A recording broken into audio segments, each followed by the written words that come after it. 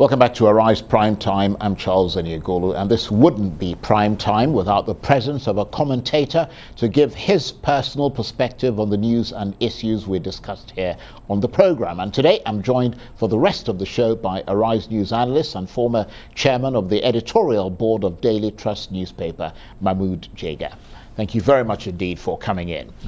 Let's start with the first person who was on the show, Chuka Odom, who's obviously a member of the PDP. He seemed to think that the civil war in the party is not enough to derail the chances of Atiku Abubakar, and that he seemed pretty confident that a solution would be found that would reunite the party. What are your thoughts on that? He made a very interesting point that in the end, the 5 governors that have been rebelling against the party's presidential candidate are in a cul-de-sac, because 4 out of the 5 of them are running for election. 1 of them for governor again, the other 3 for Senate. And more seriously, even their leader, Governor Wike, who is not running for any election, but is supporting the PDP slate of candidates in Rivers State from gubernatorial on down. So definitely they wouldn't want either themselves or those candidates that they support. So he predicts that in the end, they will have to reach an accommodation with the party. It makes a lot of sense. Yes. It may or it may not happen that way, but his argument made a lot of sense. Yes. And when you said that they are already campaigning for some candidates under the table, he said, no, politics is not something you do under the table. If you are going to support a candidate, you must say so openly and mobilize for Well, it. eventually, but the negotiations before that are under the table.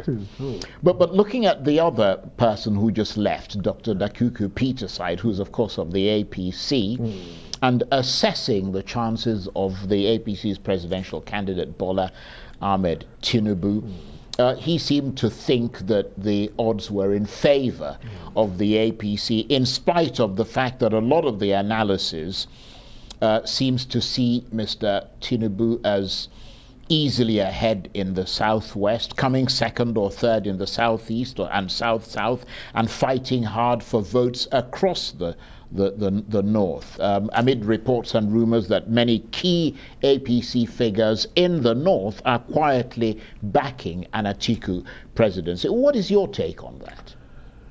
Well, people will speculate all these kinds of things, but I don't know the APC structure, as Dakuku Peterside said. At least outwardly from what we can see, the APC structure is much more intact than the PDP structure. At least there is no governor, and they have about 20-something of them.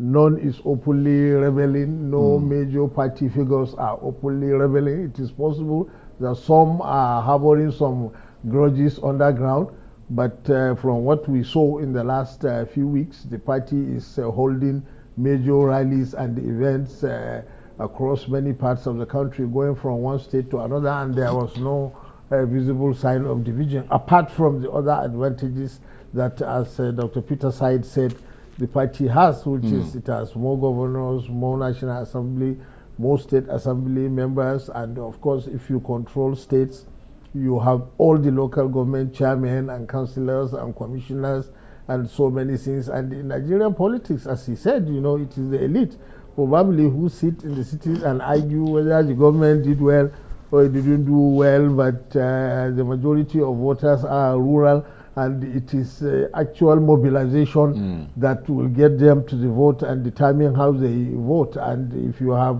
structures like commissioners and state assembly and councillor and local government chairman, then you have a certain advantage. There is no doubt that their perception of the conditions in the country, economic and insecurity, might affect, at the minimum, it will affect voter turnout, and it may also affect, but then the structures will help in many ways, as Dr. Peterside said, and I tend to agree with you. Right, okay. Yes. Let's have hopefully one more thing, which is quite interesting, and that's the international news coming from the presidential candidates. I understand that Atiku Abubakar is in London. They sent me material from there, meeting UK government officials and discussing areas of future potential collaboration if he wins.